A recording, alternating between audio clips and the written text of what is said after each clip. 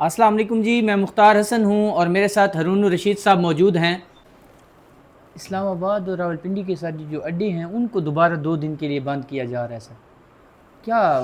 پتہ نہیں اب اس کی وجہ کیا ہے. مطلب یہ ہے کہ ایک تو ٹیررزم کا پرابلم ہے، ظاہر ہے ادھر سے کوئی تھریٹ ہے، اور ایک یہ ہے کہ وہ مذاکرات کے لیے بھی ابھی سے ممکنہ نگرانی کی جا رہی ہو. بعض لوگ کہہ رہے ہیں ڈونلڈ ٹرمپ آئیں گے. مجھے نہیں لگتا ہے ڈونلڈ ٹرمپ آئے گا. یہاں کیوں آئے گا؟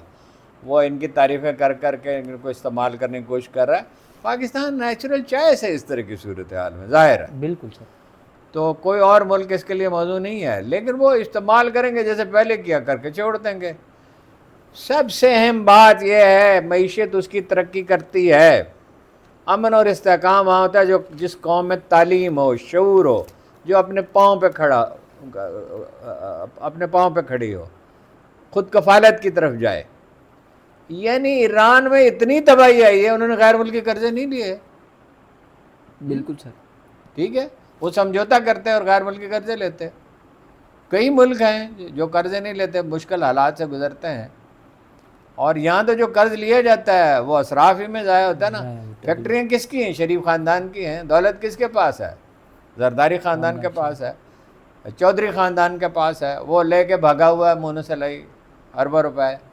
ہاں جی، وہ واپس آئے گا اور ممکن ہے پھر اس کو وزیر بنا دیں. بالکل سر، تو یہ بلنڈر کیے نا جی، بہت سے سمجھوتے کیے، بہت سی غلطیاں کی، ان پہ غور کرنا چاہیے. دیکھیے ظلم ہمیشہ انسانوں پہ ہر دور میں ہوتا رہا ہے، ٹھیک ہے، بالکل سر، لیکن معاشرے میں شعور ہو، احساس ہو اور تنظیم ہو. قائد اعظم کہتے تھے ایمان، پہلی بات ہے ایمان، اتحاد، تنظیم. تنظیم۔ ٹھیک ہے. تو سر کیا کوئی چانسز آپ کو نظر آ رہی ہیں آگے مستقبل میں ایران اور امریکہ کے درمیان جو یہ تنازع ہے اس میں مذاکرات ہوں گے یا لڑائی بڑھے گی آگے؟ دیکھیے ضرورت تو دونوں کی ہے مسالت کی. امریکہ بے بس ہے، اپنا ہرمز نہیں کھلوا سکا کوشش کے باوجود. دنیا اس کے ساتھ نہیں، امریکی رہنما بھی ساتھ نہیں ہے، یعنی نیٹو ممالک بھی ساتھ نہیں ہیں. اعلانیہ آوازیں اٹھ رہی ہیں. وہ اٹلی کی خاتون، کیا نام ہے اس کا، وہ تو بہت ہی یعنی شدید اس نے، اور اسپین نے بھی سخت رویہ اختیار کیا. دونوں کی ضرورت ہے.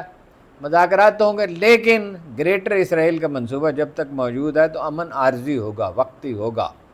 اب دنیا میں مکمل امن نہیں ہوگا الا یہ کہ یا عالم اسلام سرنڈر کر دے، جو سب لوگ تو نہیں سرنڈر نہیں کریں گے. کریں گے، بالکل ایران تو بالکل نہیں کرے بالکل گا، نہیں کریں یمن نہیں کرے گا، لیبنان نہیں کرے گا. باقی مسلمان ملکوں کو کوئی خاص وہ اپنا ہمت نہیں ہے ان میں.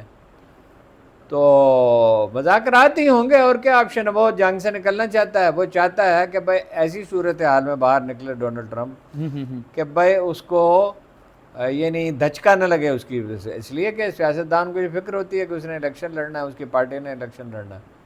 صہیونی لابی مضبوط ہے. صہیونی صرف اس میں جوز میں نہیں ہے، عیسائیوں میں بھی ہیں صہیونی. یہودیوں میں تو ویسے بھی ہیں جو مخالفت کرتے ہیں. بالکل ٹھیک ہے، تو مذاکرات ہی ہوں گے، اور کیا چاہ رہا ہے اس کے سوا کوئی نہیں. اور میرا خیال ہے کہ جلد مذاکرات شاید شروع ہو جائیں. چین کا دورہ ممکن ہے ملتوی ہو جائے ڈونلڈ ٹرمپ کا، یا اس سے پہلے کچھ بات چیت شروع ہو جائے، یا اس کے فوراً بعد ہو جائے. کیونکہ امریکہ جو یہ جنگ جو امریکہ کو بھی بڑی مہنگی پڑ رہی ہے. ہاں بالکل جی، تو بات چیت ہی ہوگی فائنلی بہرحال. اور ایران بڑی مضبوطی کے ساتھ اپنے موقف پہ جمع ہوا ہے، اور وہ اگر جمع رہے گا، ڈٹ کے کھڑا رہے گا. طاقت اصل میں نفسیاتی چیز ہے. بالکل ڈٹ کے کھڑا رہے گا تو بہتر. میرا خیال ہے جو اصل چیز ہے جس پہ بہت کم لوگ بات کریں، وہ پابندیوں کا خاتمہ چاہتے ہیں. نہر سویز سے ابراہ ہرمز سے آمدن اگر نہ بھی ہو یا برائے نام بھی ہو، اگر ان پہ پابندیاں نہ ہوں، اگر ان کے $120 بلین کے ایسٹس انہیں واپس مل جائیں، بالکل اور اگر وہ تجارت کر سکتے ہوں، ایکسپورٹ کر سکتے ہوں اور امپورٹ کر سکتے ہوں، اور اپنی وہاں پہ ایک استحکام پیدا ہو جائے، راستہ تو یہی ہے. لیکن یہ ہے کہ وہ امریکہ اور اسرائیل جو ہیں، امریکی قوم نہیں، حکمران طبقہ اور ڈونلڈ ٹرمپ خاص طور پہ، اور اسرائیل غنڈہ گردی پہ تلے ہوئے ہیں.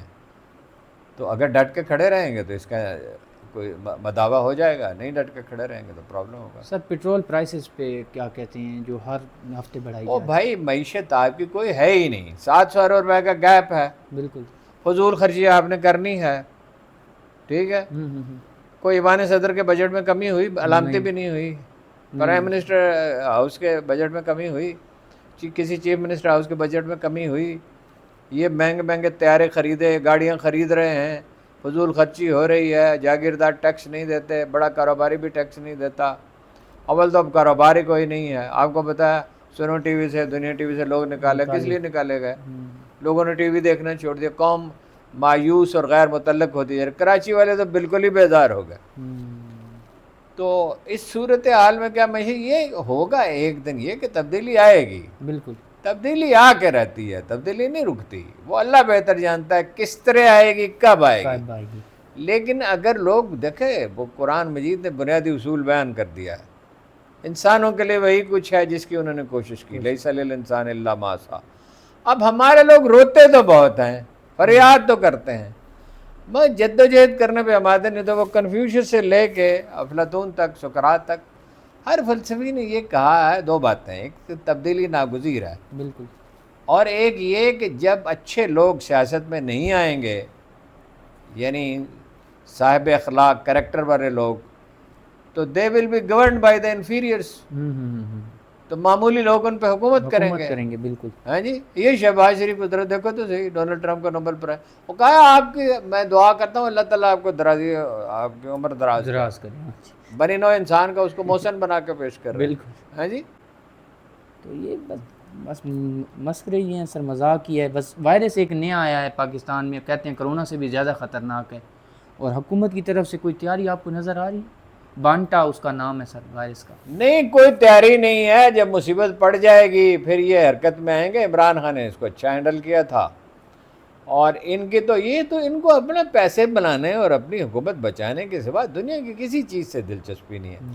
آپ دیکھتے نہیں کیا لوگ ہیں یہ طاولت تارڑ، ہاں جی، وہ طلال چودھری، حکومت وزیر اس طرح کے ہوتے ہیں، حکومتیں اس طرح کے لوگ چلتے ہیں۔